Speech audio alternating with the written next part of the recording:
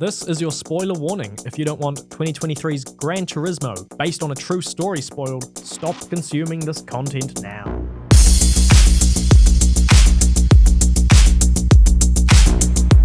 Hello and welcome to Badaptation, where we watch and talk about every theatrically released video game adaptation, their sequels, tie-ins, and whatever else we fancy. I'm your host Finn, and I'm joined as always by my co-host, the buff film buff Guy. Hello. Sorry, it's been a while. It's been a while. Guy? Yes, it is Guy. Thank Yes. you. This week, we're covering Neil Blomkamp's latest movie, the biographical sports drama feature-length Sony advertisement by Sony Pictures, Gran Turismo, based on a true story. Gran Turismo is available exclusively on Sony PlayStation consoles. Sony. Make believe. This episode also sounds best using Sony's wireless noise-cancelling headphones, available at all good electronic retailers. We are in no way sponsored by nor affiliated with Sony in any way. Gran Turismo. Fond memories? Of the games. Yes, but good distinction. No, look, I definitely played a lot of the first Gran Turismo, and maybe like 2 or 3. You know, that was obviously the early sort of PlayStation era. Yes. And at the time, I would sort of assume it was, I don't want to say a revolutionary game, but I guess it was just for console gaming. Yeah. So obviously I believe that much more sort of, I guess, racing simulators is established in this. It's not a game. It's a racing simulator. And I was like, it's a fucking game. It can be both. Yes, exactly. So anyway, like they didn't really exist, you know, on consoles. And so this felt certainly, well, I don't know, because I'm not a fucking race car driver, nor have I ever driven on a racetrack. Yeah. So would I go, oh, it feels much more like racing. It's like, well, how would I know? Yeah. So it certainly was something different. A lot of people did play it. It definitely involved, I guess, a couple of additional layers of strategy if you wanted to be good at it. Yes. I never got good at it, really. Like, it did have what I really liked, because I also played Gran Turismo 1 and 2. Yep. Would have been my go-to ones, was like the license tests. It was like, oh, a little bit of a challenge. And that was a fun little, like, I don't want to just race. Yeah. I want to do something else. Yeah. But it did shy away from fun. It certainly did shy away a little bit from fun. Like the other ones I liked at the time, or came a little bit later, would be like Need for Speed. Yeah.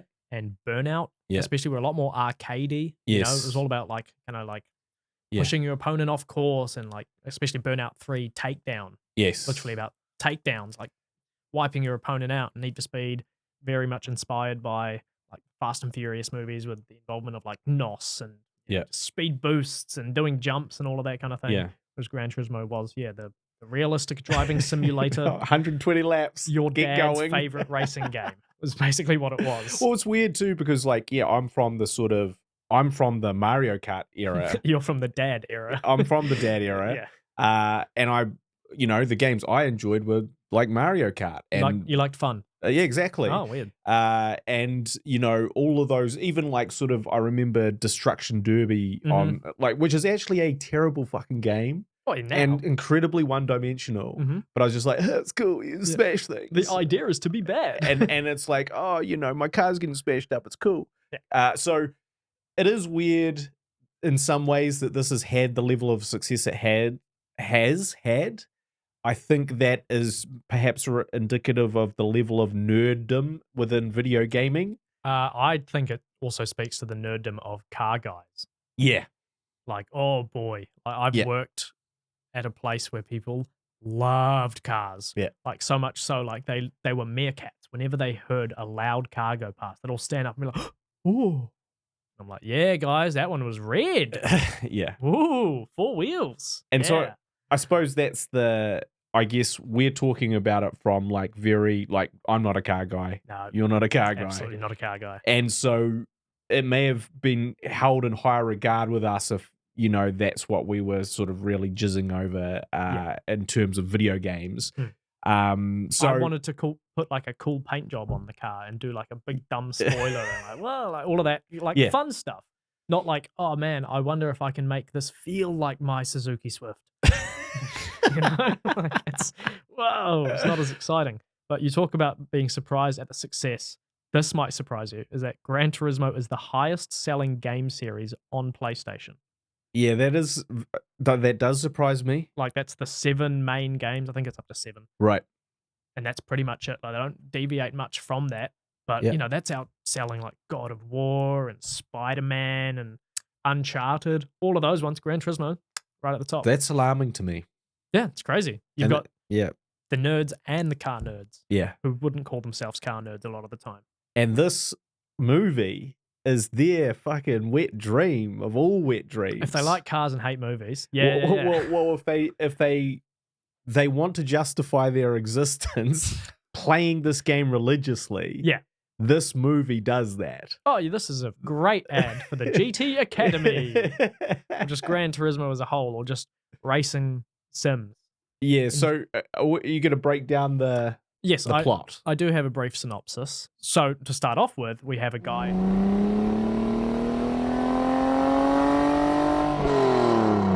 Then he encounters a hiccup.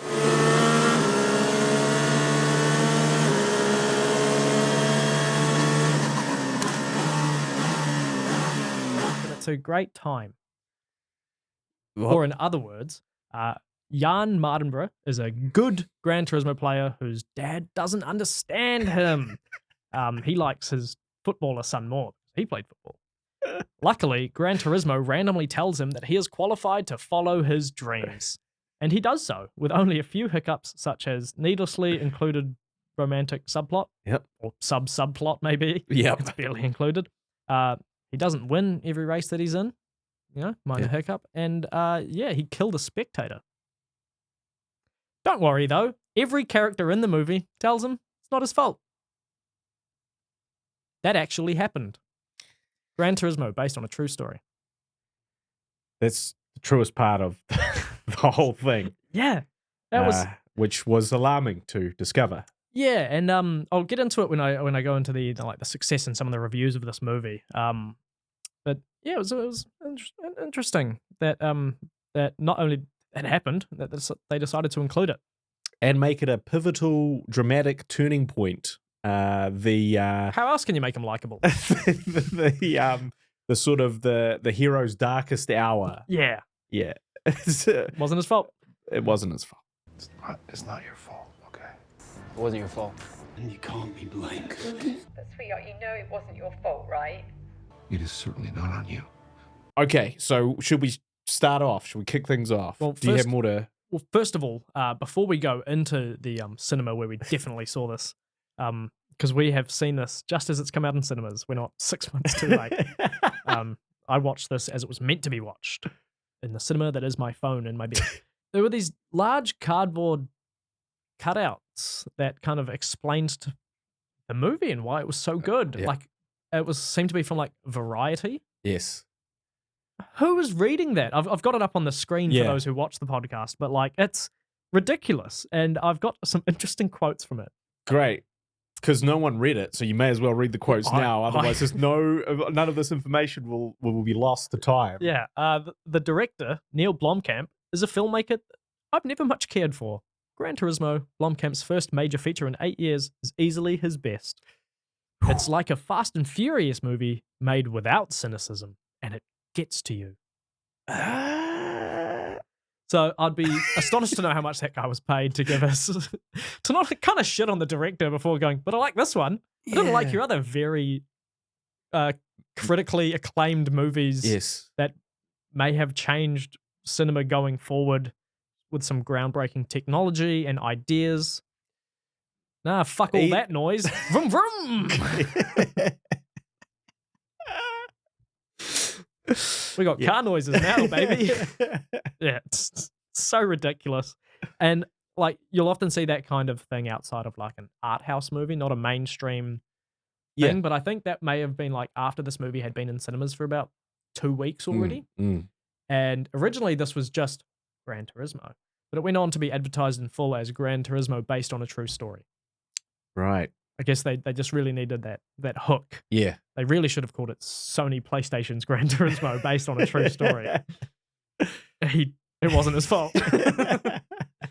But do you have like a favorite racing movie or like car film, and I'll include the movie Cars or the franchise Cars. Right? Like, do you like Rush?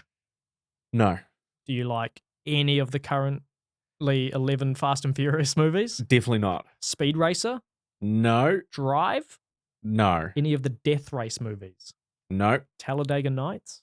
I did enjoy that, but thought that was one of Will Ferrell's weaker films at the time. Miracle in Lane 2 starring Frankie Muniz? I didn't catch that one. Ah, okay. Yeah, you and me both. Must have been sick. So what's weird, it's not weird at all. This is why we do this podcast. But I actually hate car chases in movies. Yeah. I only because they, what do we need? Prerequisite car chase, Mhm. as part of our action scenes, our action beats is a car chase. Yeah. And so subsequently I've seen hundreds and hundreds of car chases, Mhm. and they are all, not all, but a very high percentage of them very similar Yes. and very lacking. And then every now and again there'll be one that you're like, wow, that's actually pretty good. One that comes to mind for me is from the movie Extraction on Netflix. Right. Because it was kind of like a oneer. Yeah. Yeah. At least it's Yes. displayed as one. A purported one-er. Yeah. I mean, I don't really care if it was or not. It No. looks cool. It's Yeah, fun. yeah. Yeah, that was cool. That was Yeah. pretty good. That's one that comes to mind. But again, Yeah. I'm not.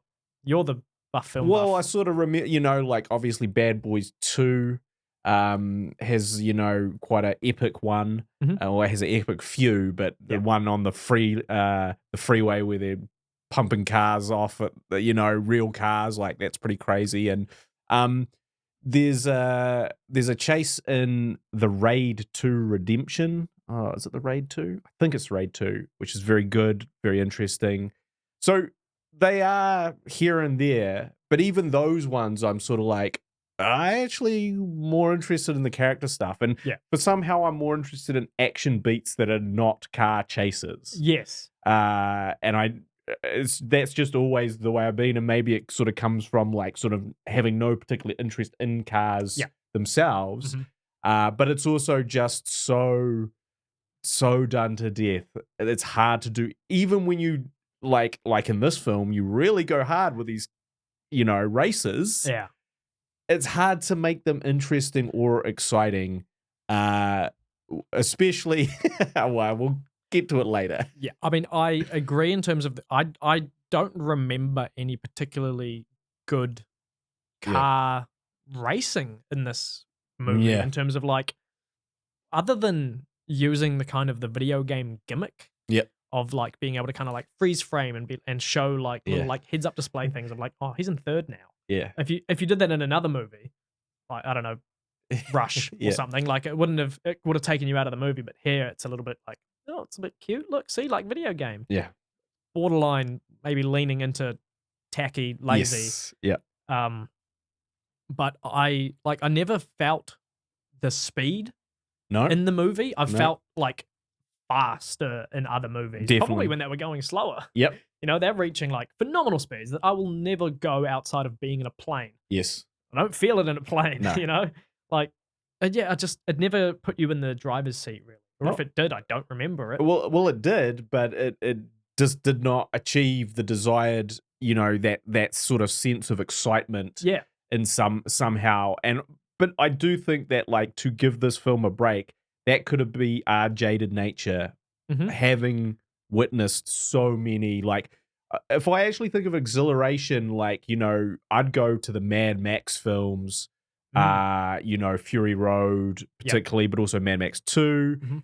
That has some stuff, and Mad Max 1 is stuff where you're like, whoa, I'm fucking in this. Well, to be fair, they were probably just doing it in those Mad Max Yeah. films. They were just going that fast and crashing and Yes. injuring each other. But George Miller has a certain, like, the way he sort of can tell a story within a sequence like that yes. seems much on like a much higher level than most other directors. Yeah.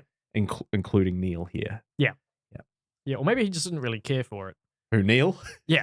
I mean, this may have just been kind of a, I'll do your movie, Sony. Nissan. Certainly, one might assume that, given the script and plot, and Sony pro Sony, pro Nissan, pro Gran Turismo, Oh, GT Pro Academy. Gran Turismo, the creator, the Yeah. god of this movie. Yes, yeah. The omnipotent man Yeah. himself, Mr. Turismo. who envisaged this the whole time. Yeah. I mean, we should just quickly mention that the creator of Gran Turismo is in this movie. Mhm. And he's given a fair bit of screen time Yes. and given a lot of accolades. Oh, nothing but. Pretty much only on the screen to be worshipped. Yeah, exactly. And it's weird because he sort of goes, yes, this was all part of my master plan. Yes. To get fucking nerds playing Gran Turismo, fat fucking nerds playing Gran Turismo at home to become race car drivers. Like, I envisaged this all along when I thought of this game. And I was like, I feel like you tried to think of a good game that people would like to play a lot. Yeah. And you happened upon the idea of trying to make it feel authentic and real as possible. Mhm. And that really worked for you. I don't think you had any intention when you fucking thought of this game that you're like, and a lot of the people that play this game will graduate to become real race car drivers thanks to me. Yeah. Like, I do have something in my recommendations. It's a bit of an insight into what they were trying to create from the get-go. I can't Right. remember. I mean, he definitely wasn't, going for a movie or an academy at the time. I mean, that was thought of by Nissan. Right. Like, as portrayed in the movie, that part is based on something that actually happened. So to kind of go through sequentially of the occurrences in this movie, so Jan is good at Gran Turismo. It shows us that, and then it also shows us Orlando Bloom just inventing GT Academy. I can't remember his character's name. Who cares? Orlando Bloom. Yeah, Orlando Bloom. Um, Somewhat miscast, I feel. yeah, it's a bit weird. Like, he's a sleazy salesman. Like, Yeah. I've met people almost exactly like him. Yeah. But they didn't get paid as much. No. And for some reason, he carries his little suitcase around. That was such a weird detail. Right. It had wheels, but he Well, carried it around. Well, I don't know. I didn't notice that. I did. But what I noticed is that there's a cutaway in the film where he's advertising the GTA Academy, and it's clearly shot way later. Yeah. And he's like, I've got this beard though. And they're like, well, we need to shoot this promo. We forgot to do it, or I don't know what happened. He goes, well, I can't shave my beard because I'm in this other movie right now. And they go, no worries. And so he just has a beard for one scene. Which he seemed to grow in, he must have grown it in literally a day. Yeah. It's it's not quite on par with your beard, Oh, thank you. but it's getting there. Right. All right. It would have taken more than, it's not just like a little bit of stubble. Yeah. You know? And it's like, yeah, whatever. Timelines, who cares? Yeah. When did he record this? I'll have to sift through the footage and find that. But yeah, he's a sleazy salesman carrying his wheelie luggage around. Yep. And then a very obligatory random romantic storyline. And the one thing we learn about this girl Audrey is that she wants to travel. She loves to travel. She loves traveling. Wonder if that's foreshadowing anything. Who cares? I thought it would only be really necessary if this ends up being like his actual wife or like mother of his children or something like that. But as far as I know, no. No. Completely invented character. It was weird because she essentially has two scenes in the film. Yeah. That being, they hang out at a party and he fucking nerds out over fucking Gran Turismo. Yeah. Which is sure to kill any kind of vibe you might have with a potential hookup. If this was based on a real person, not just woman, anyone would have checked out of that. Yeah, exactly. And then totally. But no, she's like, wow, that's incredible. I hope it's incredible that you're so passionate about this fucking video game, you freak. Yeah. Anyway, I hope you fly me over somewhere international without any further interaction. Because I love traveling. Yeah. And so Jan and his brother have snuck out to go to this shit party to go and see her, but they get caught by their dad, and Jan voluntarily takes the fall and gets punished by his dad because he knows I'm not the favorite. My footballer brother is. Dad was a footballer. My brother's a footballer. You know. Yeah. I'm the dark horse in this family. Yes. So he punishes him by making him come to his job. But then he goes, you know what? I don't want to do this because I've got to go and qualify for the GT Academy. I love Gran Turismo so much that I've just found out about this academy they've established and that I need to go qualify for in like 24 hours. Yeah. I'm such a big fan of this game. Never heard of this. And so he goes and just like, it's one of the worst scenes in the movie, I think, for me, is him going from that job to Yes, because the internet cafe. yeah, because it has also a perceived like trying to introduce a ticking clock thing. Like, Yeah. you got to get there before the game starts.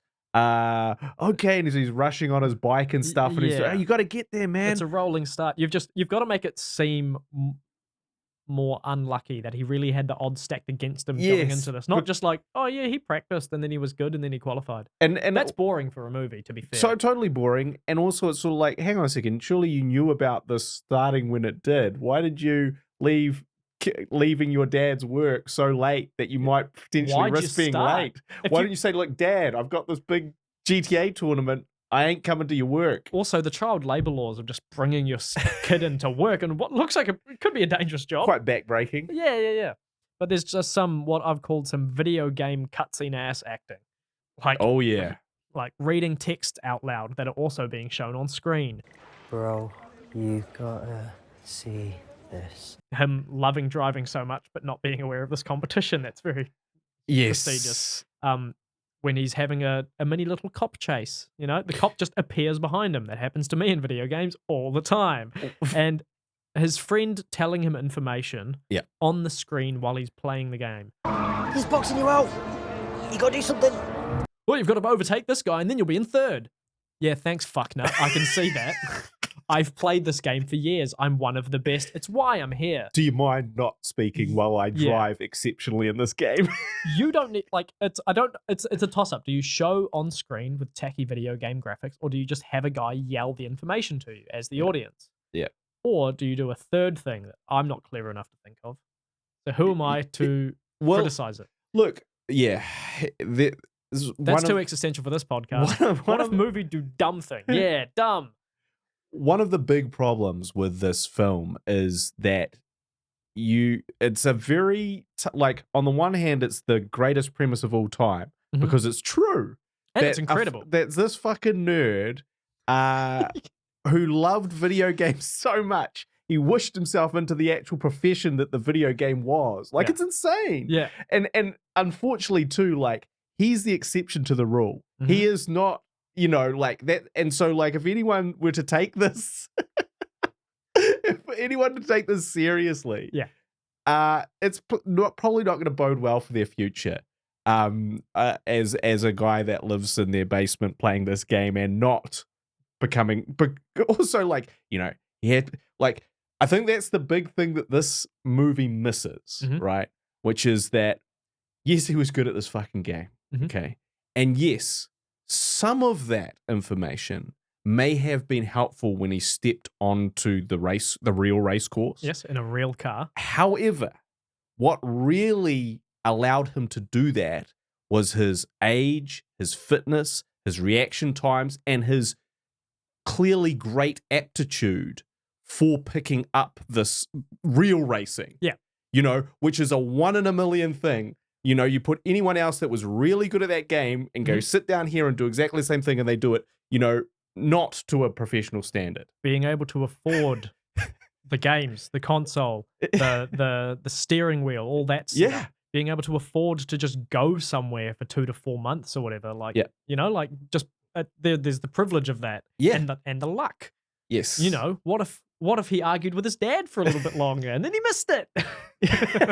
So, I just think I think it's cool. Like movies should be wish fulfillment or sometimes. So that's cool. But this one is just really sends a bad message to, like, I can visualize having an argument with my son where he's like, Dad, I just want to stay home and like video games. I'm going to be the guy from your Gran Turismo. You saw what happened to him, right? I'm going to be Gran Turismo. And I'm like, no, you're fucking not. You're not even that good at these games. Yeah, you spend 10 hours doing them. You're still not as good as that guy was. Plus, he had, coordination. Yeah. You haven't done anything. And then he went to go on to arguably be a better race car driver than his dad was a footballer. Yes. Which is true. Like, his dad was a footballer and, must have done pretty well for himself. Yep. But imagine being a footballer of that caliber. Yes. Getting as far as he did and then seeing your son getting into it and being like, yeah, that's the way. There's a lot of, it's it's a story. Yeah, it is a story. It's a story. It's a true story. There's also that's my least favorite line of the whole movie. I wonder it's if like, I picked it out or not. Is this real? It's as real as a 10-car pileup on the M4. Bad example. Yep. Man, that guy knows the one good thing about comedy timing. You know, like just it's the way he says it. Yeah. What a very specific example to come up with on the fly to then go, oops, didn't mean to say that one. Just bad comedy in this film. It's not a comedy. It's not a comedy. But when it tries, it doesn't you know, succeed. There's also like a, hey, you're going to have to get into this helicopter. I'm not getting in that thing. Cut immediately to he's in that thing. Yeah, good one. Made me chuckle. Yeah, look, there was a lot of cliche dialogue in this. Yep. A lot of stuff that, and I do actually give credit to the actors that they really made that dialogue as good as it could be, which is not good, but they made David, is it Arbor or Harbour? I think it's just Harbour. Harbour, It's yeah. not fancy. He's American. David Harbour, he did some really good acting. Honestly, him being the best actor in this film by far amongst all these other people just really made me respect him as like, this guy's a good actor. And like, I don't usually notice because a lot of the time I'm like, oh, everybody played their characters very well. Yes, well done. Good show. Yeah. For him, I'm like, fucking, he's acting the fuck out of this movie, man. Like, he's really good. And his dad, he was pretty into it. Oh, Jan's dad? Yeah. Yeah. What's his name? I don't know, sorry. Diamond Honsu or something like that. I don't know how to pronounce his first name. I've actually never known his name. Yeah. He's... Anyway, he was great. Like, he's getting teared up, man. He's in it. Oh, the scene near the end? And, The emotional... Yeah. Okay, well, I'll get to that scene. But, also, Ginger Spice? Ginger Spice? Who would have... I literally didn't recognize her. Yeah. And then I saw Jerry Halliwell, whatever her now last name is, and I was like, wait, that was Ginger Spice? And then I was like, wait, Ginger Spice is a good actor?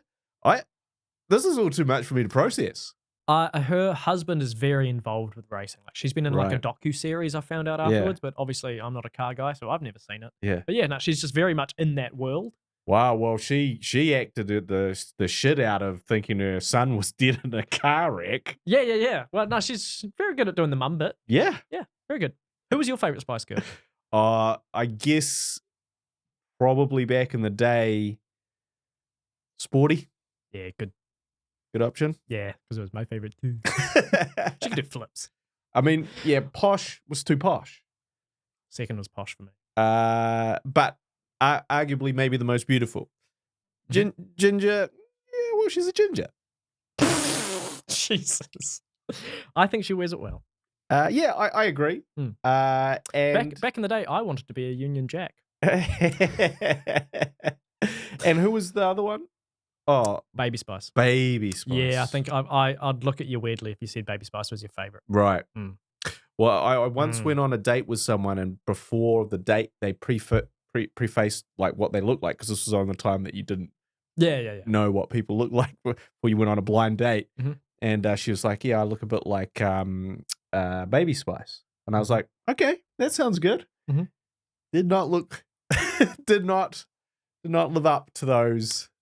Yeah. Scary Spice was alright too. Yeah. I'd pick Scary Spice now. Yeah. You would. Yeah.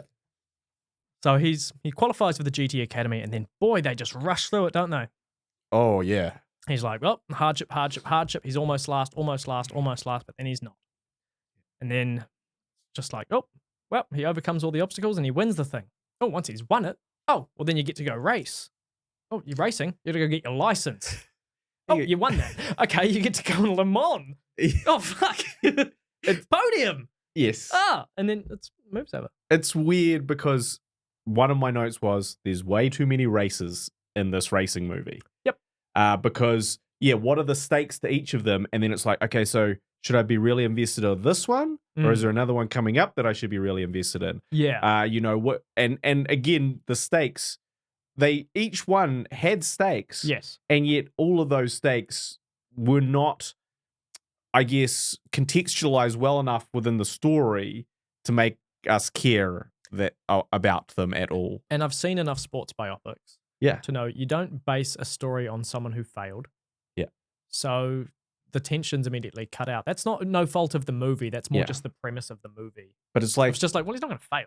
and also it's sort of like, if you think about most great sporting movies, Mhm. they build up to one big game, Yes. one big match. I see what you mean. Yeah. You know, Rocky, whatever, is sort of like, whereas here it's like, here's 10 races. Which was the most important? Like winning the GT Academy had just as much stake as like getting his FIA license, Yeah. which had just as much stake as like, winning the podium finish at Le Mans. Yeah. You know, it Also, they did conveniently, because he didn't win Le No. Mans. was podium. So, but But that's also because he didn't Yeah. win in real life. but Yeah. you know, the way that they kind of framed that shot Yes. was like, he won it. Yeah. He won Le Mans. He won his goal. Goal achieved. Which And there he is in the first place podium, on the podium, but it's not first place. so that's the thing that took me out of the movie is they did a little like cop chase, before the Yeah. before the GT Academy thing, he Yeah, steals his dad car. yeah. Oh, I hated Look that at- cop chase. Because that's not Gran Turismo.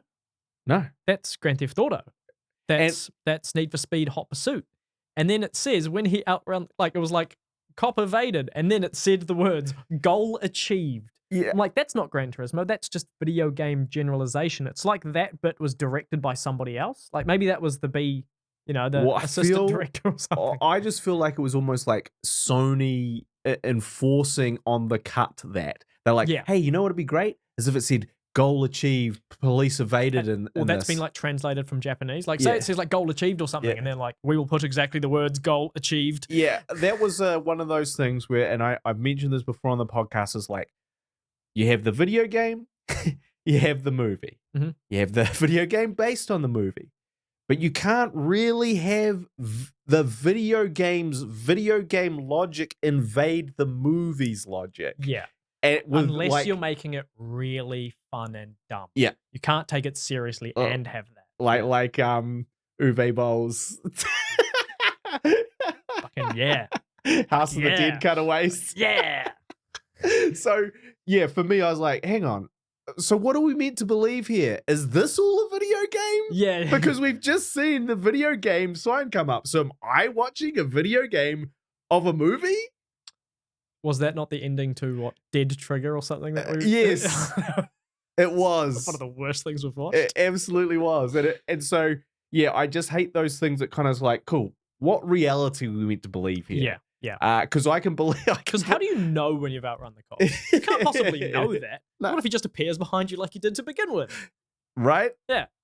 So, yeah, I had a big issue with that scene. Because Mhm. I was also like, because he's like, and they tried to justify it with some ADR dialogue of, oh, I'm going to lose my soccer license Yeah. if they catch me. Yeah. And all this sort of thing. And I was like, hang on a second. Jan is fine. He hasn't been drinking. It wasn't his fault that car clipped him. He's going to be probably all good. He has no idea what the cop's seen. Yeah. What he hasn't. Yeah. Because he teleported. But I tell you what, let me turn this into a cop chase. Yeah, a bit of that'll make me, That'll more make me- likable to the audience. That'll make me not get in trouble. This is the first of some major crimes I'm going to commit, whether they be my fault or not. And I think now's the time to talk about that, okay. because that is the big emotional crux of the movie is while he's racing, he loses control of the vehicle because he just goes completely airborne and crashes into a fence, and it kills a spectator and injures 10 more. Yeah. It doesn't say that in They the didn't movie, but that is mention- real. Yeah. He did kill the- a spectator and yeah. 10 more, and he only finds this out when he's in hospital. So his mum's distraught because they've been watching that live. That would be Yeah. fucking brutal, And then his dad comes over to watch him race, and he's very emotional. It's the first time I think he's seeing him since the crash, and they have that moment, and that, like, I was like, am I tired, or was this a very good scene? Because it got to me a little bit. I was like, man, that was like Yeah. powerful. I don't know if it was or not, whether it was just my state of mind Yeah. at like, midnight. A little sleepy at midnight, feeling a little emotional. Yeah. But like, I was like, that was good. Yeah. That was really good. Maybe, as you say, it was just, the acting of Yeah. the Great, dad. some great acting there. Yeah. But from all. Jan is a great actor too, I thought. I think he's a good actor. I think his voice is weird. Oh, you know what I was going to say about his voice? Sounds like he's this whole fucking film, he's talking through a blocked nose. Yes. Yeah. That's just poor guy. That's how he sounds. And this is how I sound. So yeah, exactly. Yeah. What we can't do it. But the weirdest thing is his yell. Right. So there's 3 big yells he does in this movie. And it is the yell of a man with a blocked nose. It's ah! Yeah. Ah! And there's one bit where he yells like, "Get out! Get out! And it's like, oh, that was strained. Yeah. Like, that sounded like it hurt you. Yeah. And not in the like, oh, it hurt me to yell that. It's just like, oh, that physically hurt because you can't do that. Deviated. You can't Deviated yell. septum. Yeah. Yeah. Is that one of the movies we're covering? But great actor, David Harbour. It's kind of a pattern with him in movies. Like Yep. if he's the lead in a movie, then it's not very good or it doesn't do well. If he's just in a movie, flip a coin. That's right. No, that's Yeah. very true. Yeah, like he's the man that. Hellboy. Yep, Hellboy.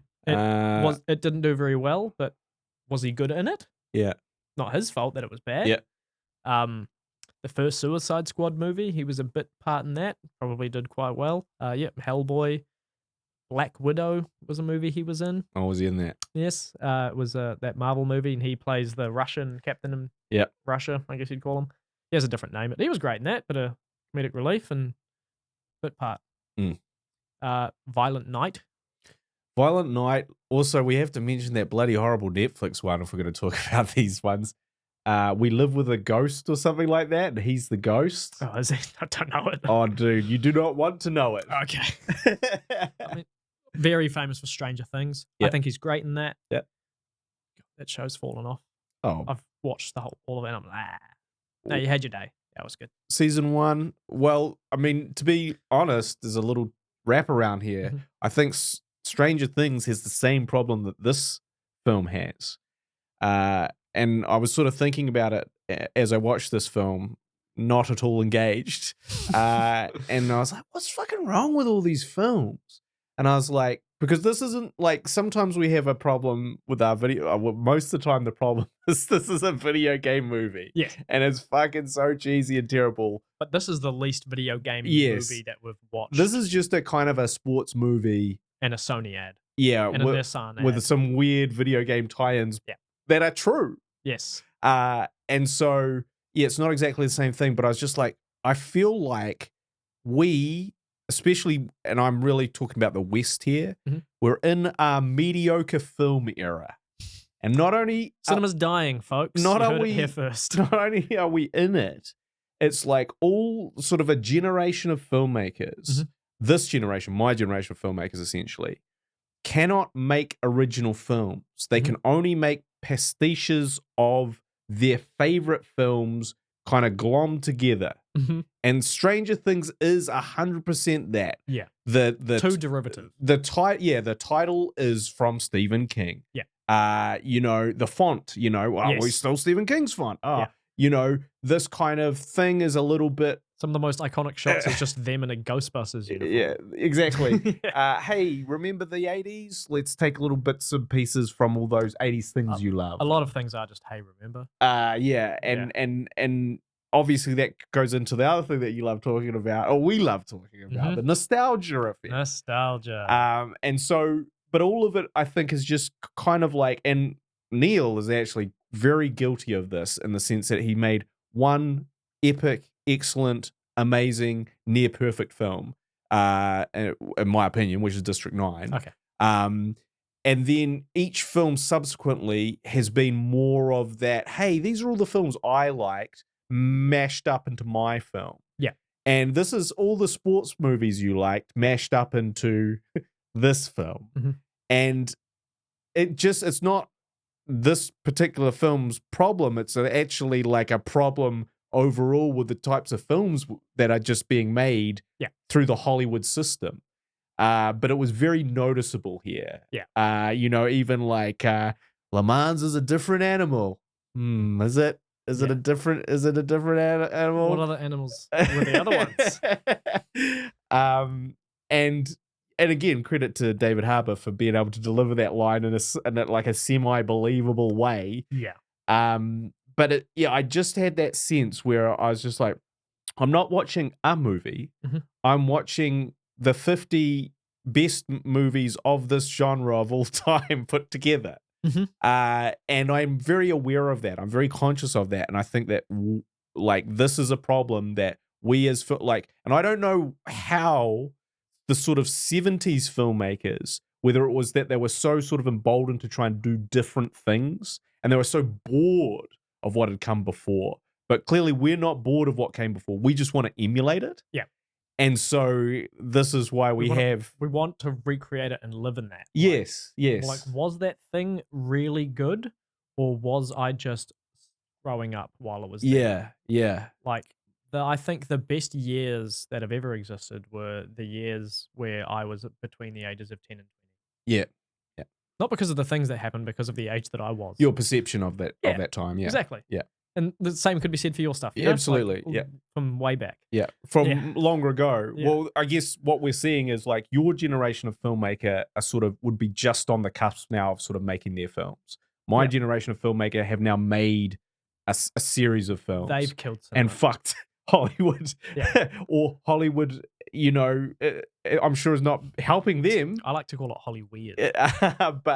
But yeah, and that was just my overwhelming feeling when I watched this, and I was like, I was like, well, that was the same problem with Elysium, which took another Neil Blomkamp film. Took a lot of sci-fi ideas and blended them all together, which was the same problem as The Creator, which took a lot of different ideas and blended them all together. No, that wasn't him, right. But it was just you visually you have all this amazing stuff going on. You've really put us in this world that we've seen a few different variations of done better in classic films. So that reminds me of Zack Snyder's Star Wars on Netflix. God, exactly. That's the perfect example of a guy that sort of watched Star Wars and go, I'm going to make that. I'm going to make it so they swear and they've got boobs. And it's that's like way cooler. And it's like a very, very poor imitation. Okay. Here's the thing that kind of gets my goat a little bit about like Zack Snyder and the approach of his like very diehard fan base. Yes. Was he's got a lot of films under his belt, and he's got very few very good ones. Yep. And he's cut this deal with Netflix to make Rebel Moon. Is that the name of the series or the first movie? I think let's just say the Rebel Moon series. Let's call it Zack Snyder's Star Wars. Yeah. And he's gone, I want to make Star Wars, but I'm going to make it R18. Yeah. But, they held me back when I was making those other movies, the Justice League. They held me back so that when I released it, when they let me out of my cage, let me release the movie that I wanted to make with $200 million worth of reshoots or whatever. Yeah. That's the real me. And that was fine. So what I'm going to do is I'm going to cut a deal with Netflix, and they're going to let me make the movie that I've always wanted to make, which is R18 Star Wars. And then, now that they've done that, I'm going to release the director's cut of that movie, which is the real movie that Netflix wouldn't let me make. But now I've released it here on Netflix. Yes. The fuck are you doing? Like, is his fan base that dumb to be able to be like, oh, they keep holding him back, but he's a genius, and now he's got the real one, and it's got, I don't know, redder blood, more boobier boobs? Yeah, it's not. It's not good. It's a grift. And again, if you want to sort of see no limitations, no network executive notes, just watch Army of the Dead. Yeah. And see a man off the rails making a zombie film. What's that weird one where they're in the dreams and all the scantily clad woman? Oh, I've tried to really block that from my memory. Yeah. I'm going to think of it right now. Sucker Punch. Another, yes. That was when he didn't have the budget, but he didn't have the restraints. Yeah. And that was weird. Look, I think that, and, full power to Zack Snyder to make as many movies as he wants to make. Can't hate on him for liking boobs. Yeah. We get it, dude. 100%. Yeah. You know what this movie needed more of? Boobs. Story. Oh. You perv. That too. But that does remind me of your favorite segment. Yeah. Which is worst hair. Wow. Okay, who takes that? I thought it was going to be between Orlando Bloom's Yep. like slime ball, Yeah, yeah. bag of hair, Yeah. or David Harbour's like wispy, Yeah. ooh, let it go. Yeah. But then I saw the gamer girl hair from the character called Leah Vega, Yep. who was based on just including women in this movie. Yep. When they didn't exist. Yeah. You know, I'm all for have diversity for the sake of diversity because it encourages positive things. Hmm. And you know, you can't see anything anymore. This movie's gone woke, etc., etc. Yeah. But just to identify them as like, that's the gamer girl. See, her hair's like that. Like that's what it said to me. Yeah, Because right. I did go and do my research. Yeah. And I went, how many women have been in the GT Academy? And I looked through about 4 different years and none. Including the year Jan was there. There was not Yeah. the 2. They just invented 2 women for this. No Leah Vega. No Leah Vega. So Yeah, so that's my nomination. I don't know if you had a better one. no, I'm with you there. Cool. I'm with you there. Yeah, that was not a good character or moment in the film. Yeah, so the best female character in this movie was Ginger Spice. Agree. Yeah. A Good on very an excellent performance. Yeah, necessary. That grief stricken, like that emotion that she conveyed of like, Yeah. did I just watch my son die Yeah. on TV? I mean, there was just a few other things I wanted to touch on. All right, go for What do you call it? A console? Huh? it. Yeah. Oh, what do you call it? A console? Huh? A console. Yeah. These kids, they're outsiders too. This like just They're trying not to fucking outsiders. Yeah. Kids playing video games is now the most quintessential, and was back then, Mhm. the most quintessential thing about being a kid is playing Yeah. video games. There's nothing outside about that. And I do want to acknowledge like Jan's dad Mhm. says like heaps of true stuff in the film that we're meant to like view him as the villain for. You're in your dad era. Absolutely. Because he's I sort of agree. he's you know, like, you know, one of his points is like, first he's like, hey, do you just want to get out some fresh air, kick the ball around? And he's like, nah, fuck that, dad. Yeah. I'm sticking in here, Yeah. my room. And he's like, oh, you should really do that, get fresh air and stuff. But he does counter with a good point. I've told you I don't like football. Yeah. It's just like, yeah, listen to your kid. They clearly don't like that. Okay. Stop trying. You're one of the least cool people to them in their life. You're one of the people that they want to listen to less than anybody else. If somebody else's dad came in there and said, hey, do you want to have a kick around? Probably more likely to say yes. Yeah. But when it's your ex-professional footballer dad who clearly likes his footballer and son more, is absolutely going to embarrass his son in that game. just kicking the ball at him over it. No. Oh, just, you know, beating him, just Yeah. making him feel small. Yeah. So, but he also was like, son, that's a video game. It's going to be very different in real life. Now, this is like not a truer word said in the whole film. And yet at the same time, we, the audience, meant to be like, fuck you, dad. Yeah. You got it 100% wrong, bro. Yeah. Jan's going to show you. And he does. Yeah, that's...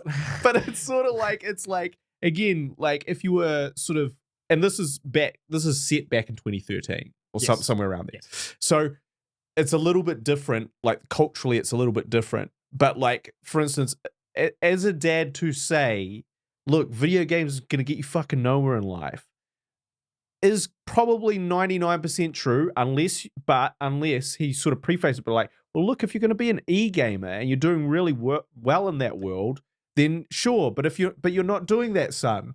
So You imagine his dad says like, hey, enough of that driving stuff. Have you heard of like this twitch.tv? No, dad, that'll never take off. Fine, at least invest in Bitcoin. No, dad. Exactly. Hey, have you heard about this? I'm hearing about gamers streaming, playing it. Oh, fucking forget it, dad. I just love cars. Yeah. So yeah. Also, what I did hate this line. He say, this is Jan. Mm-hmm. He says he's good at racing cars, and it's what he loves. When he has never raced a car in his life at that point. Yeah. Like there is something that I didn't know whether they would address it or not. Is like Yeah. how transferable the skills are, and they did go like, yeah, you guys have never experienced the G-force, the real braking power. I was expecting someone to at least have a To show racing that. simulator that did Yeah. kind of mimic that. You Yeah. see those like really expensive ones. You can see Yeah, that people yeah, do yeah. kind of have that. Yeah, and it's like, yeah, or even like, oh, fuck, I couldn't take that turn because of the G-force that I wasn't prepared for. Yeah. But it was actually what happened is Jan tried to brake round a corner And it didn't brake, and then Coach got pissed off with him, and he's like, I said fucking brake, and he goes, I did brake. The brakes were glazed. And he goes, oh yeah, the brakes were glazed, huh? Yeah, what do you fucking know? And then what do you know? And then the mechanic goes, brakes were glazed. Mm. And again, I feel like this is sending 100% the wrong message. Like how, I don't know how you would be able to pick up on that. In a the video simulator. game? Yeah.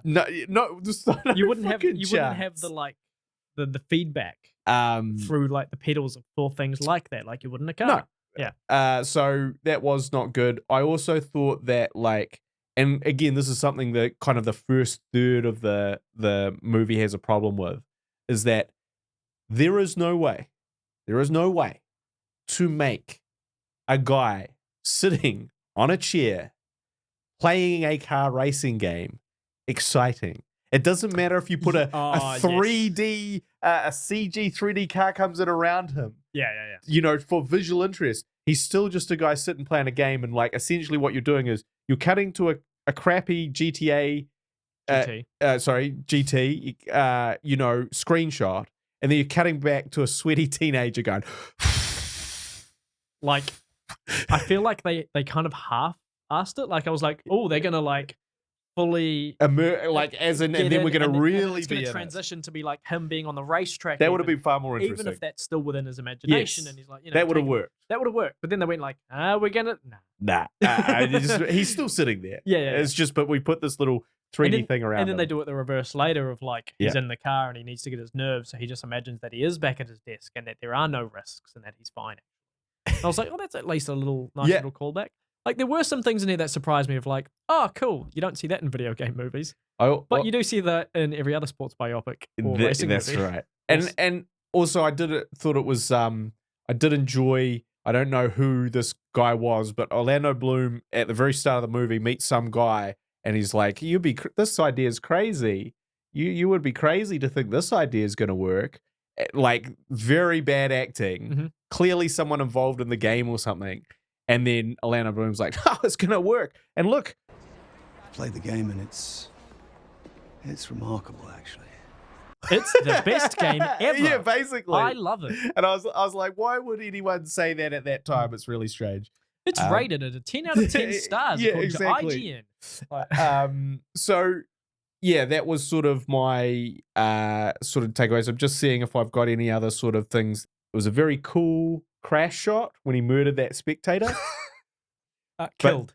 Sorry. Murdered killed. implies intent. Yeah, that's right. So when he killed that spectator accidentally, yes, there was a great shot of like someone obviously in the driver's seat as it crashed, and I was like, hey, that's pretty cool. I have gone and watched the footage of the actual crash. Yeah. Very lovingly recreated, very accurate. Which is a weird thing to want to get right. Yep. You know, like, why not just do it whatever fucking way you want? Like, no, it's got to be exactly the way the spectator was killed. Okay, like, I get, like, what if you don't address it? Yeah. There may be backlash to that. What if he does it off screen? Yeah. Yeah, good race, man. Too bad you killed that guy. And now you're in hospital. And then they also, did they make up that story with David Harbour based on the character? That, I think he's an amalgamation of two people. I did want to talk about that. So, Coach David Harbour, whatever his name may be, David, was once a great racer. Mm-hmm. Could have been the best. But quit. And now he's a mechanic. Yep. Until he becomes coach of these GTA drivers. Yep, at GT. GT, sorry. Also, he quits being the mechanic for like the best team in the world with the most money, and you can tell because all this stuff's gold. Yeah.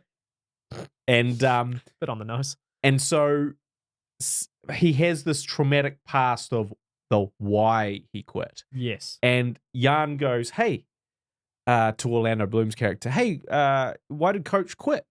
And he's like, well, that's a story that he'll have to tell you. All right, night. And it's sort of like... and then he just kind of went to sleep in the plane. Because also, again, like just in real life, he'd be like, oh, well, he was in Le Mans and he killed someone accidentally in a race. Did he kill someone, or did they just die? In I think front they of him just kind of thing? killed. He actually died adjacent. I don't think Something it was like had that, yeah, really yeah. anything to do with him at all. Spooked him. Yeah, and it spooked him. Yeah. And it's also strange that, Google was around back then, and this information presumably would have been easy for him to figure out prior to the big reveal, which is after Jan kills the spectator and is questioning his whole life. Then Coach comes in and goes, "Hey, you know why I quit? Hey, you know what? Similar scenario. Yeah. But hey, know- don't let it bother you the way it bothered me." Pretty much. It's a bit weird, eh?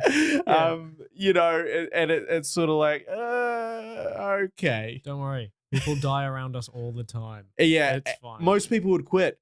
I've got a feeling you're not most people, is a line said in this movie. Yeah. I've looked in your eyes, and they were looking right through me. 10,000 yards into the distance. Right. Best and worst. Best. Best thing about this movie. To me, it's got to be the scene with the dad. Because it just surprised me. Of just like, meaningful scene. Yeah. Effective. Did what it meant to do. And quite a sideswipe of just like, whoa, there's genuine emotion in this film. And being portrayed as it's meant to. Yeah, really liked it. Best thing about this film to me is that it is a true-ish story. Yep. And I like that because, again, it provides hope to all the total fucking losers that will never do anything with their life, that if they just play enough video games, they too can make something. I hope I can. Worst for me was either that scene where he, just left his dad's work, which he just had the free will to do the whole time. Yep. Oh, I'm going to go. All right. And then, that made up ticking clock. Or a random drone shot that took me out of the film completely. Right. It was like this, panning down. But the spectators, you can only ever hear them. You never see spectators in the crowd, but you hear them the whole time. It goes whooshing past them, and they're all a blur the whole time. And it just shows the blur. The track's barely visible. And I was like, is this a mistake? Was this left in there by accident? This doesn't seem right. Yeah. What's it showing off here? Yeah. It was very odd. And I think that might be a detail that made this kind of have an unreality to it. Yeah. Was there was never a crowd. You That's could a hear very them, good but you point. couldn't see That's them. a very good point. And just like, hey, the GT Academy. Okay, we're going to make it. Right, next day, we've all got the logos. We're all dressed up. We're here. We've got the cars. We've got the competition. We've got the visuals. You've just made this. It rushed it very quickly of just like, how could this happen? The movie was too long as well. It was too long, but it rushed things. And too much. Yeah, they just needed to cut out some of those, hey, you need to do this to get to the next level. Yeah. And just made it about that end race and probably qualifying or being the first GT driver picked. Yeah, but they fell for the trope of having to include things like a romantic subplot and villains in the movie. Yeah. Also, that villain arc was never really resolved, was it? Nah, then they were mates. That's it. Because it was like, okay, cool. So are they going to be the... And that's the thing about it being a true story. Oh, which villain? There was the first villain, and then there was the American villain, and then like the rich European villain. The guy in gold. Yeah. No, he just beat him. Yeah, right. That was it. Okay. Yeah. I definitely... Yeah, there's definitely more interesting story threads to kind of really play into, whether it's like the competition between all the GTA players, GT players who qualified, or a singular race, or even like the pressure of his dad. Like, because I thought, like, on the one hand, I'm like, hey, it's cool that this dad is actually just saying sensible things and is not like a psycho guy that's like beating him and telling him it won't amount to shit and all that sort of thing. But on the same token, that friction of like, you can't, video games is not a career, son. Yeah. Could have probably been pushed harder, especially when it's like, my dad was the complete opposite of me. My dad was this true athlete. Yeah. And I just do not connect with him in any way because I literally, this is my athletic ability is all in here. Yeah. So I don't know, but the best thing for me was Ginger Spice acting. and and just really being just a great actress. Mhm. And the worst thing for me, and it is quite hard to narrow it down, but I would probably I would single out the romantic subplot. Yeah. And I would also say one thing that I thought was a real bummer was in the Le Mans. He races one lap, and then coach goes, "That's great, kid. 120 more to go." And then it goes 12 hours later, and I was like, "Oh, this is a very long race, It's a 24-hour race. Yeah. and not at all good for a movie." No. You know, you cannot Yeah, make yeah, a 24-hour race. Okay, which bit are we watching? Yeah, yeah, yeah. You know, And 12 hours later, how much did he drive? In that 12 hours? Yeah. They were saying, I think they took 3-hour turns. Right, That and I was like, how it went. does he take a nap? You know, Yeah, no, yeah, surely. does he? Surely. Does he wake up groggy though if he does take a nap? You know, He's driving at high speeds in 24-hour period. I think. I don't know. Let's ask Le Mans. so yeah. Now it's time for our favorite segment. Don't you know? So the real Jan Mardenborough was the stunt double for the actor who played him. Yep. It's quite interesting. Like, Yes. it's like, oh, I get a role in this. Like, Pretty cool. 2 paychecks. Yeah. And the use of the big crash in the movie as a narrative element was widely panned as being tasteless and reprehensible due to its faithful reenactment of the big crash that happened for real. The real life event resulted in the death of 1 spectator and serious injury to 10 others, at least. Yeah, I mean it's a bit of a weird one because it's like, Damned if you do, damned if you don't. yeah. In some ways you want to address it because you don't want to just sugarcoat his life to the point where it's just like, hey, the dream scenario. And it But was for it to be the most accurate part of the story. well, as it's just it feels icky when it's kind of wrapped up in like a screenwriting or story trope cliche of you know the hero's darkest hour because it fucking really happened because a real person died Yeah. who goes unnamed in the movie. and it but we've put it into Yeah, this. what if that dead person saw this movie? Well, How would they feel? I think it's like you have to assume that a family member or one of those who was injured was watching this going, motherfuckers. Yeah. And I think that's the problem. Or they're not because Sony went to them earlier and they're like, hey, we were thinking of covering this. How does $100,000 sound for you to not talk anything. about this? Mm. And in which case they might have been okay, but you can't put a price on a human life. Who would I want to die? Right, fact check time. So I did a little bit of research, a little bit of shallow diving on the internet to find out what was real and what wasn't. So he did win the GT Academy Europe edition. So all of his competitors in the GT Academy were European. So no American villain eating an apple. Yeah. They had to make him eat an apple so you knew he was a bad guy. Yeah. I love that. Yeah. There were no women. No. But I go for it. Put it in the movie. It's fictional. Was it Leah Vegas? Leah Vega and someone. Oh, Vega. Chloe, someone. I Yeah. think. And he was the winner of the 3rd GT Academy, which took place in 2011. So he should have known about it. It shouldn't have just jumped out at him. He's a big Gran Turismo He would have fan. known. He should have known. He would did know about it. He was training for it. Exactly. And he earned the contract by winning a 20-minute race against 3 competitors. Why were there only 3? All the others had dropped out by that point. Couldn't hack it. And they do kind of convey that in the movie a little bit. Yeah. And in 2012, in only his 2nd competition, which consisted of 10 races, he did come first in one of them, and it was at the Nürburgring, which is where he killed the spectator in the movie. Sucks to suck. He came 3rd at Le Mans in a 24-hour race. That is true. In his 3rd year as a professional driver, so not as quick as they make it look in the movie. I mean, we don't know the time jump between all. No, not really. It doesn't specify, but It does seem like it's like a couple of months. it's letting you know all the locations very meticulously. It's always telling you where you are, just not when you are. Yeah. And one of the drivers was the winner of the 1st GT Academy. He also went on to. Interesting. Yeah, movie's not about him though, is it? No.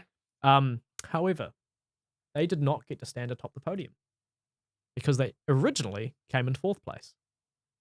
But following a reinspection of vehicles following the race, a breach in the fuel tank of the team that came 3rd meant they got disqualified.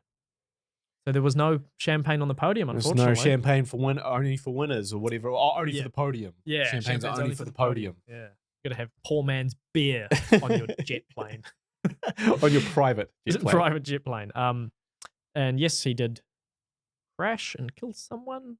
I don't know if we mentioned that. Yeah. And he achieved a lap record at Hockenheimring, not at Le Mans, as depicted in the film. So in the film, yeah, he has, that's the fastest lap ever. Yeah. And they made that lap time 2 seconds faster than the actual record lap time at the time. 2 seconds is heaps in a race like that. You know, these people are trying to shave milliseconds off things. And that is, I think, now the record at Le Mans. But yeah, it's a lot more accurate. It's a lot more accurate than I thought it was in total. But how did the movie do? How successful was it? Well, it had a $60 million budget and, I don't know, probably $60 million marketing budget. Oh, more than that, but I on. You're spending all that money on the variety cutouts. And it made 122 mil. So maybe it's a bit of a weird one because if you flub the numbers, someone made money. Yeah, like I think it's one of those things where you'd say it wasn't a failure, but it wasn't really a success. I mean, you're not looking for a sequel, are you? No one would be looking for a sequel, and it would be quite tricky to do the sequel. Yeah, no, I don't think it would ever have been. But it's also sort of like one of those things where, because you have to remember, I was having this argument about June with someone the other day, the original June. And I was like, that was not a success. And they're like, what are you talking about? They made a sequel. I was like, they made a sequel, but the first one wasn't a success. And they're like, it grossed $100 million at the thing. And I was like, I can't have, whatever it was. Let's say 4. And I was like, cool, but it cost $200 million. Yeah. The marketing spend, let's just say, was $100 million. And then you have to remember that if it makes 200 or 300 million at the box office, you're only getting back 25% of each ticket sale. Or something like that. Were you having this argument with The Rock as he tried to convince you to make Black Adam 2? that Black Adam was a success. Yeah. He's like, no, look, the numbers. And so that's what everyone thinks when you see, that's why you have to kind of gross 4 times your budget to really be getting into the realm of profitability. Yeah, I've just seen estimates of just double the budget. Because budget and then marketing. It's not included in the budget. Yeah. So it depends. You got to factor it all in. You got your marketing, you got your ticket sales, and you're cutting your ticket sales by a huge amount is actually going back to the studios. So, or what you do is you make a movie in full and then you write it off. You never release it. And you never release it. And it's just a tax. Nobody would do that, though. That'd be... It's just a tax cost. That'd be really obvious, though, I think. So nobody would do that. No one would do that with a beloved superhero. Sure. No, or just franchise in general. Yeah. You know? Yeah, and I do want to sort of just kind of circle back around to the mediocre era of filmmaking right now and sort of, because obviously Neil Blomkamp would watch one of my movies and go, what the fuck are you talking about? Yep. And sorry, I didn't mean to agree so strongly there. I mean, yes. But I totally sort of acknowledge that, and I also think it's a problem for our generation of filmmakers. But I also think it is actually really important also to acknowledge that it's really still incredibly difficult to make a mediocre movie. Like the amount of money, time, thought, creativity thrown into this movie would be astronomical. Yeah. And yet here we are. So I think that it's we have to acknowledge that there's no doubt they were fucking trying. Oh, yeah. And I think that's why, I wouldn't go out of I wouldn't tell someone don't watch this. Yeah. Yeah. I would probably say don't watch. To someone who loves movies. Well, but I would say if you're hoping for video game to be your future career, watch it. Get inspired. Yeah. There's a guy on the internet called Chris Stuckman. I don't know if you know who that is. I do, very much. Very familiar. So he is sort of that's why I don't mind talking about Badaptations here, really, because he's releasing a movie soon, isn't he? He is releasing a movie shown. And I have no interest in seeing it. Genuinely, only because it's just because you're a movie critic doesn't mean you can make a movie. It's true. I couldn't make a movie. I couldn't make a movie as good as any of the ones, or even as bad as any of the ones made here. I couldn't make one. Full stop. I wouldn't even know where to start. And I And think, I'm not asking you. yeah. And I think, though, that's what's interesting is that essentially, as a movie critic, he pivoted and he Mhm. was like, hey, I'm not really going to trash movies anymore because Right, I've actually, yes. I've started making movies and I've realized how hard it is. And so I'm really just going to focus on things that I'm enjoying right now in the cinema. Yeah. And I'm not really going to do what I did previously, which was shit on everything. And it's like, yeah, that's right, motherfucker. Because now that you see how difficult it is, what you see is that even if you put all your creativity, all your talents, all everything, you get an amazing bunch of actors, Ginger Spice, everyone, the works, right? You can still end up with a mediocre film. Yeah. And it's very easy. Less than the sum of its parts. Yeah, perhaps. the sort of anomaly, I think, is like, and even if you look at like some of the great, like even Neil's career is like, is that Lightning in a Bottle his first film? Will he ever hit that again? We don't know. Who's got like the best run as a director? Well, you it's know got to what I be. mean? It's got to be. Old mate Spielberg. But he's also made a. When was the last time he made a really good movie? Well, in that run. And when did that end? That run probably ended somewhere in the early 2000s. Yeah. Yeah. But I mean, career. If you compare that to the rest of his career, he had a very short run Nah. compared to his own career.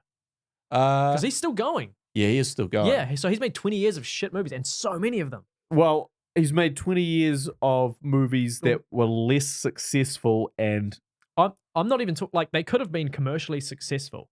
you just don't. I think- mean, yeah, just quality. art-wise, just in Yeah. terms of him giving a shit. He knows how to make money from movies. Give him that. He used to have a passion for making really good movies, but he doesn't need to anymore. I think he still loves making movies. Does he still love making good movies? I think Do you think he thinks they're as good as his old ones? his goal is the same with each movie. The outcome has not been the same. Right. And I don't know, I couldn't tell you, is that the story he picks now? Is that, I think there was something to do with like, and he talked a lot about it at the time, is like, he had the sort of Peter Pan syndrome. And that Peter Pan syndrome really allowed him to capture a certain type of story that really connected with sort of everyone. Yeah. But all four quadrants of the yes, audience. in a way that like his more recent films, when he's grew up and matured, has not had the ability to. Yeah. And even when he's sort of looked back to kind of recapture that, he hasn't managed to in those, like, in say Ready Player One, which would be an example of a... That movie should just be renamed Hey Remember. Like, that is the most Hey Remember movie of all time. And as someone who has no connection to any of the things that they're trying to make me remember, didn't care for it. No, and and like that's the thing. I think that he sort of, but I'm not sure that's a result of anything. But there's so many more people involved in making. And a it's movie also nowadays, just right? like a sort of your attrition rate. Like you literally have the greatest run of all time. Well, everyone's run ends. I think in terms of maybe commercial success, it could be Tarantino, argued James Cameron. quite consistent. James Cameron is certainly I think for but would you argue? Because I would argue numbers that, alone. Yeah. If you're coming from it at that point, but if you're coming at from the complete opposite end point, then it's completely subjective. Yeah. Yeah. Right. So it's a tricky one. So then that's the thing, is me saying Spielberg hasn't had a very good run when he has been very commercially successful a lot of the time. Yeah, that's so the problem with criticizing art, isn't it? What a silly venture. Yeah. And so that's what I think is like, what you realize is that the more you know about making a film, the more you realize like, hey man, it's a fluke if it turns out at all watchable. But like, do you ever watch a movie and go like, man, I think this is a good movie because I realize how hard it was to make? Or is it, I'm an audience member, this is made for entertainment, this is shit? I think Everyone who worked really hard on this was bad at their job. I think because like that, yeah. When you're just looking at the end result. Yeah. Well, I think that you do appreciate it from a technical point of view. That's where I say so Napoleon is I'd give it the new Ridley Scott Napoleon is a good example of something I'd be like, technically, man, this would have been so difficult to put together, and there's some really breathtaking stuff in it. From a story perspective, this is really not very good at all. And is not one of his good films. Yeah. So, you know. Yeah, there you go. It's hard to make movies. It's hard to make movies, is all we're saying. Yeah. But I guess it's I very just easy to make podcasts.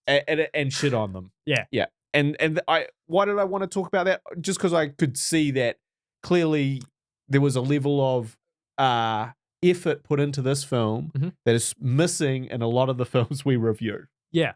And I feel like that did come on Across. screen. Yeah. It did come across on screen. However, Ryan Gibley wrote in The Guardian, this is a simulation of cinema with scarcely a human fingerprint anywhere on its chassis. And I think that's that mashup of things that he was thinking about. Yeah. Tim Roby of The Telegraph wrote, a purringly complacent insult to a great video game. Funny review. Yeah. So this one I just found funny in terms of the perspective of the review writer. So Kristen Lopez of The Wrap said the following: "It's unknown how fans of the game will respond to the movie. No one watching the movie in this critics' theatre pointed out any specific game Easter eggs, but on the whole, fans of race car films should be in for a good time." Imagine you're in the theatre with, a bunch of critics. Right. And you see someone go, "That's a good Easter egg." And you go, I'm glad they pointed that out. Jot that I love down. when people yell in a theatre. Jot that in. Maybe she means she talked to people afterwards and was asking questions. Maybe that's what she meant. Or maybe she's imagining people go, I remember. Or maybe she was a huge fan of the games and she was she missed out on disappointed. I missed all the cars. She's like, this needs to be more like Super Mario Brothers. She accidentally saw Gran Torino. She's like, where are the cars? Yeah. Any others? No, not from anybody else, but I would want to know what you rate this movie. Oh, yeah, fuck, I forgot we rate these movies at the end. We rate these movies, and every movie is a 10. But out of what? So while I wait for you to calculate the number in your head, I give this movie a 10 out of 30. Wow. You know what? I think this one was trying to reach, it touched on all the 4 quadrants. I think that's the reason for I think it's very shallow. Yes. Maybe this means but it's either my perspective of filmmakers is very shallow, or I am very shallow, where they've gone, let's put a romantic subplot for the woman. So there's something in there for them. Let's put some girls in there so that girls can relate to this movie more. So there's a bit more oomph for them. Maybe they can't relate to a father-son relationship. Yeah. Maybe a lot of them can't relate to race car simulation from a man's perspective. Yeah. Well, I give it the exact same rating. 10 out of 10 out of 30. 10 out of 30. Are you surprised by how high of a score you gave it? Well, when going into it. It's been a while since we've done the podcast, so I've had time to reflect on some of your old scores. Which, but I also think that, look, it was a well-made, mediocre film. That's what it was.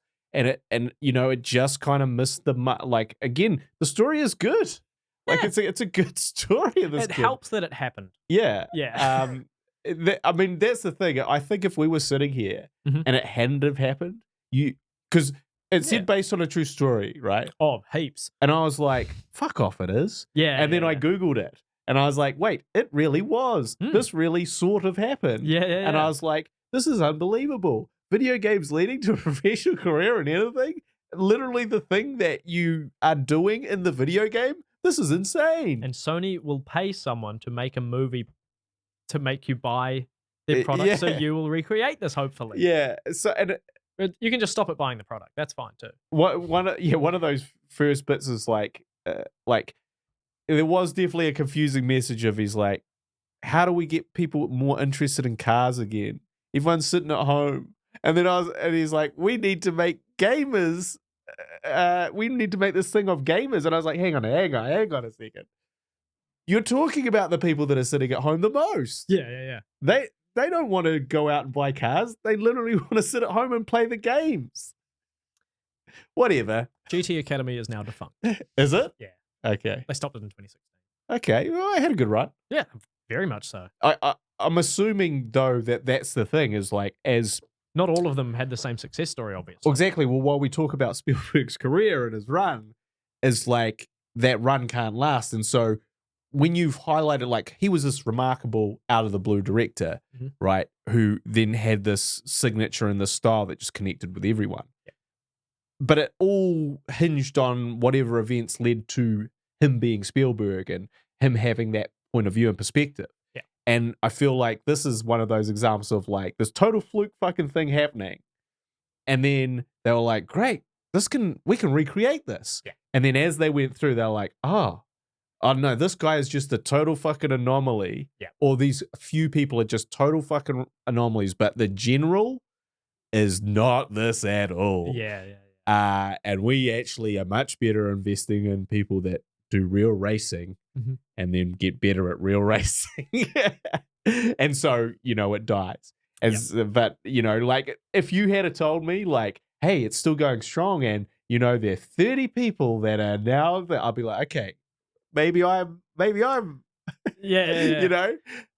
maybe I've got this all twisted. Maybe I'm out of touch. Exactly. No, it's the children. It's the children. Yeah. So sorry, kids, if you you can make video gaming a career, but it's very unlikely it'll be as a race car driver like this guy. It's much more likely that you have to stay at home and do that and film yourself. You have to dye your hair. Esports, Twitch. Yeah. I think honestly, if I was to give advice, professional video game advice to anyone, I'd be like, well, get really good at beat 'em ups because there's a lot of money in those big matches. Fortnite. What, as a streamer? Yeah. Those are Well, that's a quicker path. You have to be less good. Yeah, that's true. And stop DMing minors. Just in general?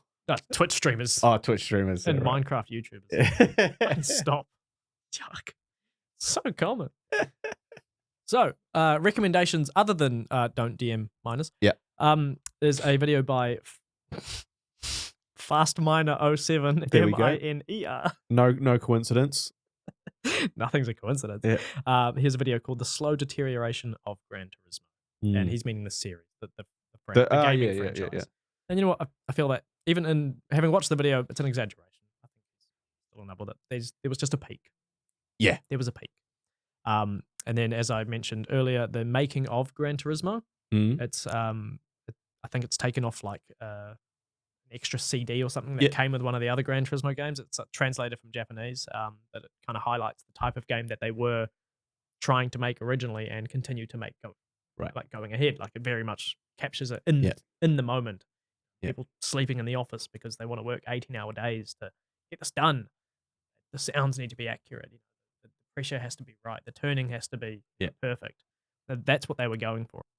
I think the most interesting recommendation, there's a 4-part series on YouTube by The Movie Rabbit Hole called No CGI is Just Invisible CGI. Yeah. And I think this movie or other racing movies are briefly mentioned in it. And I believe I saw a clip from David Harbour saying that, we were going into this movie, we wanted to use as little CGI as possible. Yeah. We wanted to do it all for real. Yeah. Which technically might be true. They may have filmed everything for real and then pasted over all of it with CGI. Yeah. That's how it works now. Yeah. So when they say, hey, there's no CGI, they're lying to you. Wolverine vs. Deadpool, you going to see it? Sure. Then I can fuck the popcorn bucket. Cinema's dying. But I can fuck the bucket. I've uncovered a more negative slant at the end of